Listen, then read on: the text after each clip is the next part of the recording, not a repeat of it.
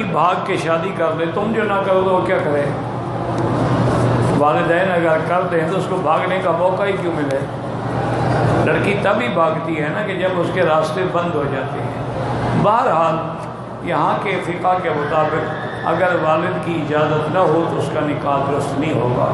لا نکاح الا بولی۔ امام ابو حنیفہ فرماتے ہیں عاقلہ ہے، بالغہ ہے، نکاح تو ہو جائے گا لیکن گناہ گار ہے کہ اس نے شریعت کے حکم کی خلاف ورزی کی ہے۔ تو بہرحال کوشش یہی کریں کہ والدین کے منشے کے بغیر لڑکیاں بھی نکاح نہ کریں، اور آپ بھی کوشش کریں کہ لڑکیوں کو بھاگنے پہ مجبور نہ کریں۔